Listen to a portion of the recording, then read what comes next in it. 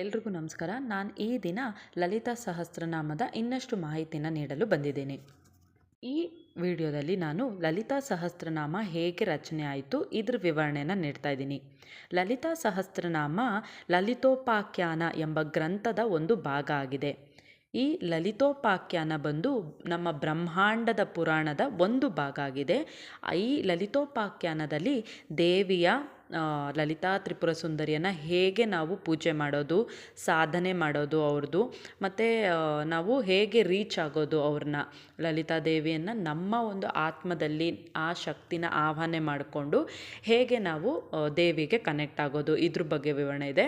ಮತ್ತು ಹೇಗೆ ಲಲಿತಾ ತ್ರಿಪುರ ಸುಂದರಿ ಅಸುರನಾದ ಬಂಡಾಸುರನನ್ನು ವಧೆ ಮಾಡ್ತಾರೆ ಆ ಯುದ್ಧ ಭೂಮಿಯಲ್ಲಿ, ಆ ಒಂದು ಬ್ಯಾಟಲ್ ಫೀಲ್ಡ್ ವಿವರಣೆಯನ್ನು ನಾವು ಲಲಿತೋಪಾಖ್ಯಾನದಲ್ಲಿ ನೋಡ್ಬೋದು.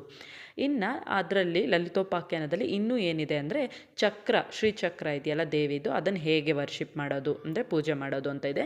ಮತ್ತು ಮಾಮೂಲಿ ಈಗ ಫೋಟೋ, ಲಲಿತಾ ದೇವಿದು ಫೋಟೋ ಇಟ್ಟು ಅವ್ರಿಗೆ ಏನೇನು ಇಷ್ಟ ನೈವೇದ್ಯ ಮಾಡಿ ಪೂಜೆ ಮಾಡಿ ಹೂವು ಎಲ್ಲ ಇಟ್ಟು ನಾನಾ ಹೂವುಗಳ ಥರ ಯಾವುದು ದೇವರಿಗೆ ಇಷ್ಟ ಆದಂಥ ಹೂಗಳನ್ನ ಇಟ್ಟು ಪೂಜೆ ಮಾಡೋದಿದೆ. ಇನ್ನು ಮಂತ್ರ, ಅದರಲ್ಲಿ ಲಲಿತೋಪಾಖ್ಯಾನದಲ್ಲಿ ಮಂತ್ರ ಹೇಗೆ ಮಾಡೋದು ಅಂದರೆ ಆ ಒಂದು ಭಾಗವಾಗಿ ಲಲಿತಾ ಸಹಸ್ರನಾಮ ಬಂದಿದೆ.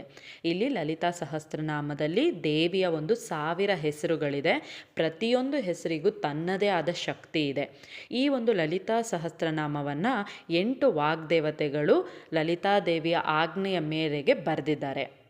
8 ವಾಗ್ದೇವತೆಗಳ ಹೆಸರು ಬಂದು ವಾಸಿನಿ, ಕಾಮೇಶ್ವರಿ, ಅರುಣ, ವಿಮಲ, ಜಯನಿ, ಮೋಹಿನಿ, ಸರ್ವೇಶ್ವರಿ, ಕೌಲಿನಿ. ಇವರೆಲ್ಲ ಬರೆದು ತಾಯಿ ಹತ್ರ ತಗೊಂಡೋಗಿ ಅಲ್ಲಿ ಈ ಒಂದು ಸಹಸ್ರನಾಮವನ್ನು ಹೇಳ್ತಾರೆ. ಆ ಹೇಳಿದ್ದನ್ನು ಕೇಳಿಸ್ಕೊಂಡು ಲಲಿತಾ ತ್ರಿಪುರ ಸುಂದರಿ ತುಂಬ ಖುಷಿಪಟ್ಟು ಸಂತೋಷ ಪಡ್ತಾರೆ. ನಂತರ ವಿಷ್ಣುವೇ ಹಯಗ್ರೀವರಾಗಿ ಬಂದು ಭೂಮಿಗೆ ಈ ಒಂದು ಅಗಸ್ತ್ಯ ಮುನಿ ಇದ್ದಾರಲ್ಲ ಅವ್ರಿಗೆ ಇದನ್ನು ಬೋಧನೆ ಮಾಡಿ, ಹಾಗೆ ನಂತರ ಇದು ಮುನಿ ಪರಂಪರೆಯಾಗಿ ಎಲ್ಲ ಮುನಿಗಳಿಗೆ ಸ್ಪ್ರೆಡ್ ಆಗ್ತಾ ಆ ಮುನಿಗಳು ಒಂದೊಂದು ರಾಜ್ಯದ ರಾಜನ ಬಳಿ ಇರ್ತಾರಲ್ಲ ಮುನಿಗಳು, ಅವರು ಹೇಳ್ತಾ ಹೀಗೆ ಪ್ರಸಿದ್ಧವಾಗಿ ಲಲಿತಾ ಸಹಸ್ರನಾಮ ಮುಂದುವರಿತಾ ಈಗಿನ ಒಂದು ನಮ್ಮ ಕಲಿಯುಗದಲ್ಲೂ ಸಹ ಸುಲಭವಾಗಿ ಆ ದೇವಿಯನ್ನು ಒಲಿಸ್ಕೊಳ್ಳೋ ಅಂಥ ಒಂದು ಸರಳ ಮಾರ್ಗ ಲಲಿತಾ ಸಹಸ್ರ. ಮತ್ತು ಈ 8 ವಾಗ್ದೇವತೆಗಳು ಏನು ಲಲಿತಾ ಸಹಸ್ರನಾಮನ ಬರೆದಿದ್ದಾರಲ್ಲ, ಇವರು ತಂತ್ರ ಸಾಧನೆ, ನಾವು ದಶಮಹಾ ತಂತ್ರ ಸಾಧನೆಯಲ್ಲಿ ಮಾತಂಗಿಯ 8 ರೂಪ ಆಗಿದ್ದಾರೆ.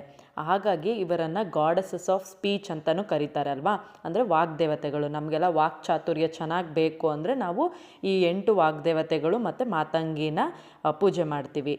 ಸೊ ಈ ವಾಗ್ದೇವತೆಗಳು ರಚನೆ ಮಾಡಿರೋದ್ರಿಂದ ಆ ಒಂದು ಸಹಸ್ರನಾಮ 1000 ಹೆಸರಿಗೂ ಅದರದೇ ಆದ ಒಂದೊಂದು ಪವರ್ಫುಲ್ನೆಸ್ ಇದೆ. ಸೊ ನಾನು ಮುಂದಿನ ವಿಡಿಯೋಗಳಲ್ಲಿ ಲಲಿತಾ ಸಹಸ್ರನಾಮವನ್ನು ಓದೋಕ್ಕೆ ಶುರು ಮಾಡ್ತೀನಿ. ಅಲ್ಲಿ ಪ್ರತಿಯೊಂದು ದೇವಿಯ ಹೆಸರನ್ನು ಹೇಳ್ತಾ ಅದ್ರ ಒಳ ಅರ್ಥ ಭಾವಾರ್ಥನ ಹೇಳಿ ಆ ಒಂದು ಸಹಸ್ರನಾಮ, ಈಗ ಲಲಿತಾ ಸಹಸ್ರನಾಮ ಶುರು ಆಗುತ್ತೆ ಹೇಗೆ ಅಂದರೆ ಶ್ರೀಮಾತಾ, ಶ್ರೀ ಮಹಾರಾಜ್ಞಿ, ಶ್ರೀಮತ್ ಸಿಂಹಾಸನೇಶ್ವರಿ ಅಂತ. ಇಲ್ಲಿ ಶ್ರೀಮಾತಾ ಅಂತ ಮೊದಲ ಹೆಸರು ಶುರು ಆಗುತ್ತೆ. ಅದ್ರದ್ದು ಒಂದೊಂದು ಅಕ್ಷರನೂ ನಾವು ಮೆಡಿಟೇಟ್ ಮಾಡಿದ್ರೂ ನಮಗೆ ಎಷ್ಟೋ ಫಲ ಸಿಗುತ್ತೆ. ಅದರದ್ದೇ ಆದಂಥ ಪವರ್ನೆಸ್ಸು ಲಲಿತಾ ಸಹಸ್ರನಾಮದಲ್ಲೇ ಇದೆ. ಸೊ ಹಾಗಾಗಿ ನೀವು ಈ ನನ್ನ ಜರ್ನಿಯಲ್ಲಿ ನನ್ನ ಜೊತೆ ಕೈಗೂಡಿ ನೀವು ಸುಲಭವಾಗಿ ಲಲಿತಾ ಸಹಸ್ರನಾಮವನ್ನು ಕಲ್ತ್ಕೊಳ್ಳಿ. ಯಾರಿಗೆ ಓದೋಕ್ಕೆ ಬರಲ್ಲ ಆದ್ರೂ ನಾವು ಲಲಿತಾ ಸಹಸ್ರನಾಮ ಕೇಳಬೇಕು ಅಂತ ಅಂದ್ಕೊತಾ ಇರ್ತಾರೋ ಅವರೆಲ್ಲ ಕೇಳಿಸ್ಕೊಡಿ. ಇಲ್ಲ ಇನ್ನೂ ಪಠನೆ ಮಾಡಬೇಕು ಅನ್ನೋ ಆಸೆ ಇರೋರು ನನ್ನ ಜೊತೆ ಸೇರಿಕೊಂಡು ನೀವು ಒಂದೊಂದೇ ನಾಮ ದೇವಿದೇನಿದೆ ಅದನ್ನು ಹೇಳ್ಕೊಂಡೆ ನೀವು 11 ಟೈಮ್ಸ್ ಡೈಲಿ ಹೇಳ್ಕೊಂಡ್ರೆ ಅದರಲ್ಲಿ ಸಿಗಬೇಕಾಗಿರೋಂಥ ಫಲ ಎಲ್ಲ ಸಿಕ್ಕಿ ನೀವು ದೇವಿಗೆ ಕನೆಕ್ಟ್ ಆಗ್ತಾ ಹೋಗ್ಬೋದು.